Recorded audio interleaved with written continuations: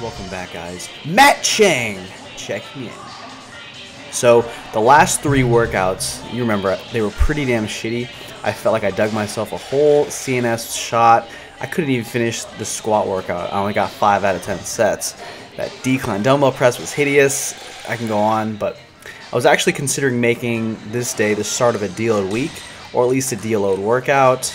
But what I told myself was, hey, look, I'll start with a 315 for 5. If it's pretty tough, and I'll be able to tell based on footage as well as just how I feel, then I'll keep it at that for 3 sets. But the 315 for 5 was easy, so I was like, hey, I'm going to keep it intense. I'm going to try as hard as I can. Hit 405 for a single, it felt easy. 455 for a single, felt easy. So I was like, all right, looking at my footage of the bar speed, just going off of how I felt, I honestly felt like I could do 505 for 4 sets of 3, so I attempted it. First set of 505 for 3 reps right here, and it went up pretty easily. I like to film myself from the sides. It gives me a good grasp of what I'm doing right or wrong with the movement. I can tell if my glutes aren't flexed. I can tell if my legs aren't opening. And really the only thing I get from looking at myself from the front is just like, am I externally rotating my knees / legs? That's basically, I guess I could see my feet placement, but my best feedback for feet placement is just how that rep felt, and it's like I could tell just based on how it felt how my feet placement is. But from this position, from this camera angle, I could tell that on the last rep my knees kind of came in just a little bit. So I guess it was a good thing that I filmed at least one from the front. So that just reminded me to fix that. And third set right here, this one's okay. And something that happened at the end of that second set, actually a giant piece of skin just fell off of my thumb. Didn't fall off, it was like just cut open, and I had to peel it off and put some weird like medical tape on top of it. And I wasn't sure how the next set would feel, or if I could do any more. My thumb was feeling extremely raw and just fucked. But the last set of 3 went up, so I'm like, hey, I might as well finish the goal of 4 sets of 3. And I did fine. My hands held together just fine. And I completed my goal of 505 for 4 sets of 3 in the books. That means next time I'll either go for 505 for 3 sets of 4, or maybe 510 for doubles. Maybe 5 doubles of 510. I'll decide. I have 2 weeks to decide, so hey. After that, I kind of wanted to test my front squat just to see how it felt. 135 felt okay. It felt weird. I did 185. It felt a little bit better. 225 felt even better. So I was like, hey, let's try 255 for 8 to 12. And after 5 or 6 reps, I was like, nah, man, the knee pain. I felt some knee pain. So I quit the set and stopped these front squats. And I'll save those for another month. I'm just not feeling them. Really has nothing to do with my knees going over my toes. It's really just it's something else that I'll get to the bottom of one day. Anyway, stiff leg deadlifts right here. Main thing for me is just loading my hips. I load my hips, I load the hamstrings, my back corrects itself, and then I'm ready to go. These are stiff leg deadlifts, not to be confused with Romanian deadlifts or straight leg deadlifts.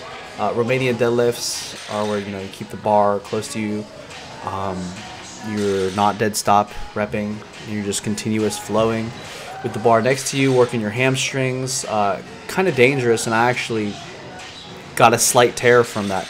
So that's why I do dead stop stiff leg deadlifts like here, and you can see that the bar is actually further in front of me at the bottom of the rep, really loading up my hamstrings, and I actually feel it better in terms of my back. Now, I wanted to show you guys how I set myself up for a hip thrust, a barbell hip thrust. And generally, you'd like to have, best case scenario, you want to have the bench up against something so that if you push against it, it won't fall away from you. So the first way you could set this up is being mindful not to push that bench away. And you could just use your arms to tuck your knees in like so after you roll the bar into your hips area. Right there, and then you could prop yourself up for what Brett Contreras calls the American barbell hip thrust, where it's high, or it's, I guess you'd say, lower on your back for more of a glute focus. And I'll link his article just so you guys can have a good idea of how I like to perform this. Posterior pelvic tilt over anterior pelvic tilt, really pushing that pelvis through. Core extremely tight. Spine and neck pretty much neutral. I'll give you a front angle so you can see where I place my feet. Generally, you want your feet shoulder distance apart, maybe a little bit wider for some people, maybe a little bit more narrower for other people. I like to use my squat shoes for this. Here I'm using 345 pounds. So here's another way you can set yourself up. You can start yourself with your elbows up on the bench.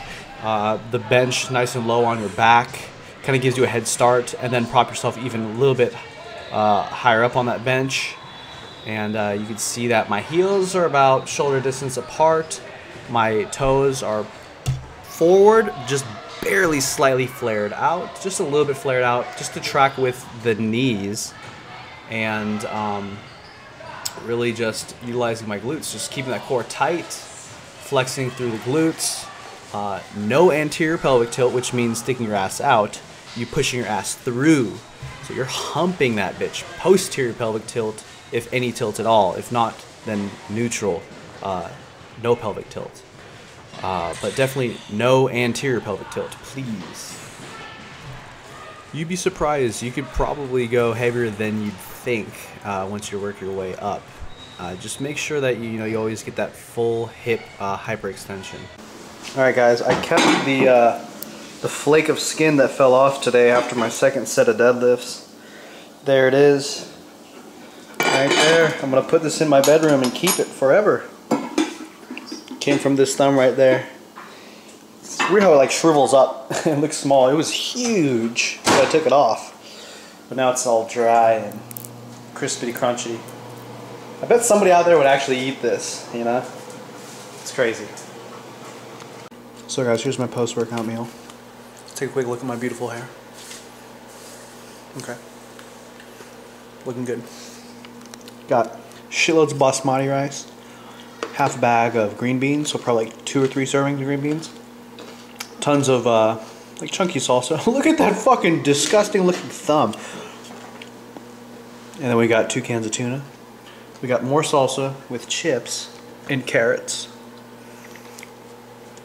She's got rice, chicken, carrots, and she's making some edamame.